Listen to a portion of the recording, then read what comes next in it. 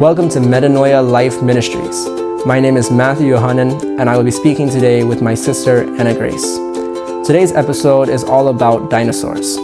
We will be exploring the evidence of dinosaurs in the Bible, dinosaurs in cave art, and legends of dinosaurs living today, all that suggests that dinosaurs are a work of God's creation on the sixth day, and we will be seeing how dinosaurs can be used for the glorification of the name of Jesus Christ. Sit back, relax, and enjoy today's episode on Metanoia Life Ministries, #apologetics.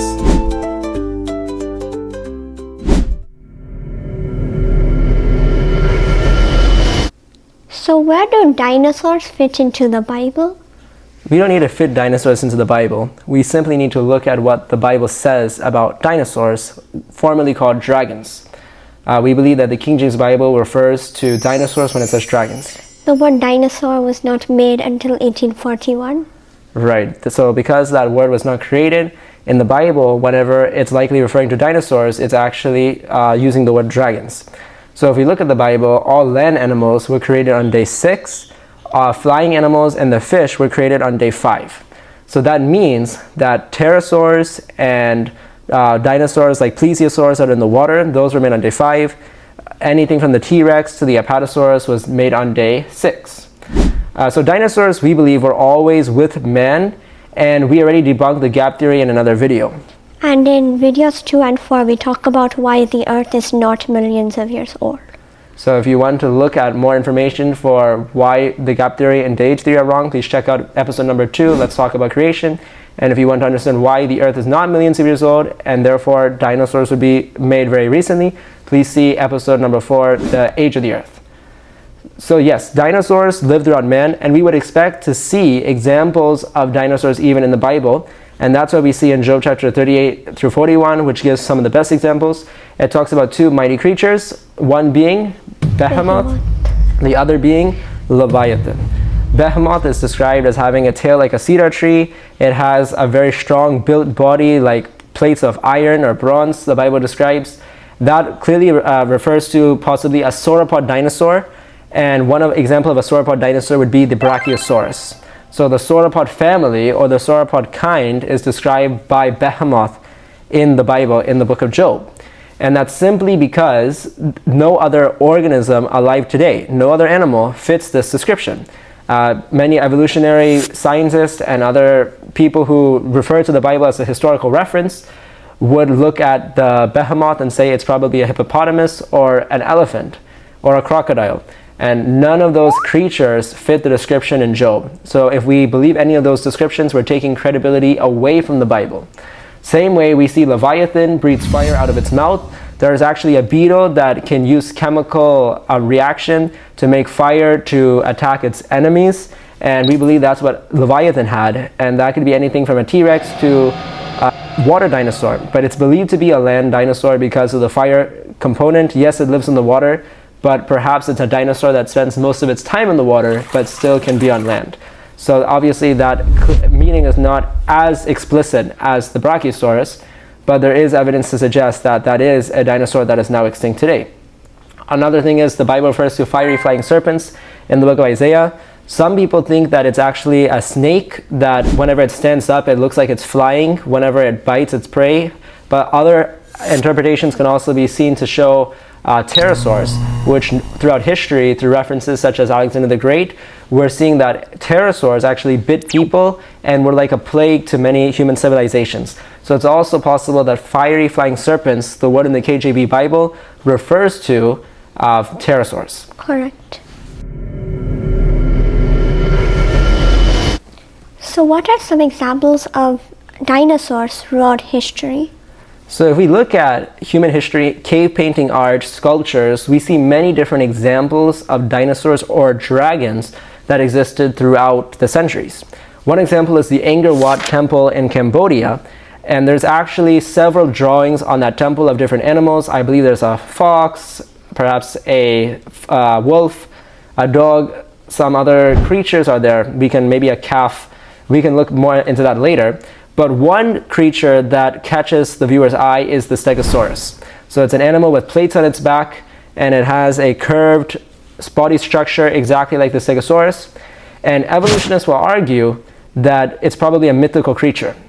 Well, my question is, if the Angkor Wat temple, the artist has other animals and organisms drawn in other parts of the temple and other parts of the frame, and those creatures were alive at the time the temple was created, why should we think the Stegosaurus was just thrown in as a mythical creature? It doesn't make sense. The same applies to the Chinese calendar with many of their months. They have the months of many organisms and animals alive today, and then they just throw in dragon. So obviously it would be very strange to think they just throw in a mythical creature. Yes, also there's a drawing by the Aborigines of a large water dinosaur, possibly a plesiosaur, which has eaten a native.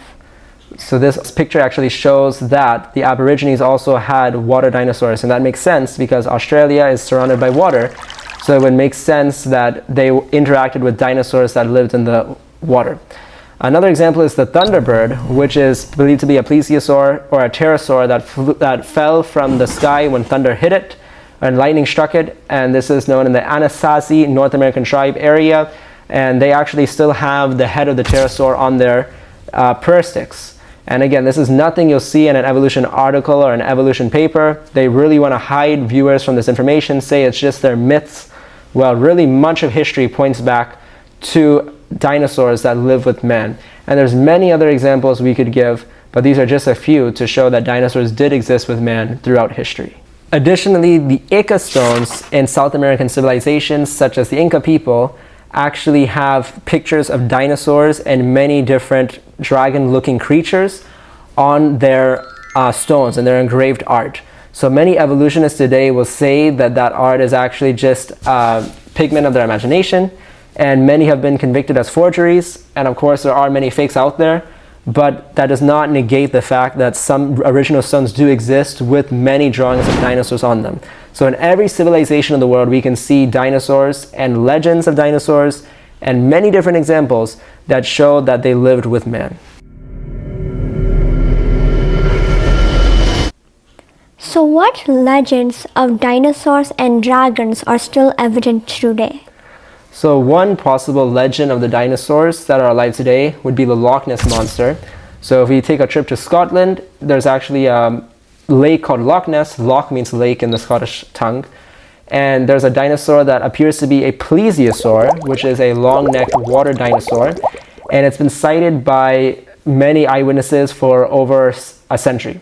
So after more development came to the region, people started going to that area more frequently, and they reported seeing a creature in the water, and it would come on the land and go back in the water, but it had a long neck. It's nothing like they've seen today. So what kind of creature has a long neck and lives in the water? People will say it's an eel, people will say it's a whale. They come up with everything they can, but really all evidence shows that it's a plesiosaur. And again, the lake is huge, and it's very difficult to verify, but it does suggest, based on the 11,000 plus eyewitness accounts, that there could be something out there, and it could very well be a dinosaur. Also, there's another dinosaur called the Ogopogo. It lives in Canada in a lake called the Okanagan Lake, and it appears to be some sort of water dinosaur with a very long neck. Exactly. Adding to the lake monster stories, there's actually the Lake Champlain monster, which lives in Lake Champlain, Canada. And there's actually a woman who went there just the last century, and she saw it and she caught it on photo, which is the photo you're seeing right now. And this creature is said to be a hissing. It has a long neck, as you can see, protruding out of the water. And whenever the boat was coming, this monster heard the sound right before it came and went away, which means that it has a really good sense of hearing that even this woman who took the photo couldn't detect. But this legend goes back to the 18th century with French explorers who explored the region and reported seeing a creature just like this, which means that the creature has survived and reproduced for several centuries. And again, we cannot say any of this is solid evidence, but it does suggest that there could be something out there. Mokole Mbembe is also another dinosaur that's reported in the Congo swamp. It's said to be an apatosaurus reported by the Pygmies in the region. And there's many evolutionary scientists who actually went there and reported that the dinosaurs are still alive today. And one thing to definitely say is the Kosalanth is said to be a fish that went extinct millions of years ago, and it was actually discovered in the 20th century. So the same way, it's very possible that Apatosaurus could be alive in the Congo swamp. The swamp is huge. It's the size of several United States. Even if we took a camera there, it may not even take a picture due to the humidity and amount of mosquitoes in the very harsh environment. So definitely it's very hard to verify, but it does suggest dinosaurs could still be alive. So dinosaurs are God's creation, and we see how they appear very terrifying to people today because the enemy has corrupted them to appear sinful. And as a result of its harsh appearance and the harsh evolution history, it's being used as a tool to promote Satan's gospel. And instead, we want to use dinosaurs for the glory of God. And again, we see examples throughout history, St. George fighting the dinosaur. Even if you look at the Apocrypha, Daniel chapter 14, it shows Daniel fighting something that looked like a dinosaur. China had a dragon feeder. So again, all these examples we collect throughout history shows that dinosaurs are still alive or live with men throughout history. And it definitely shows that dinosaurs were created on day 6 and day 5, and it all shows that dinosaurs are God's work, and we need to use dinosaurs to promote the gospel of Jesus Christ. Correct.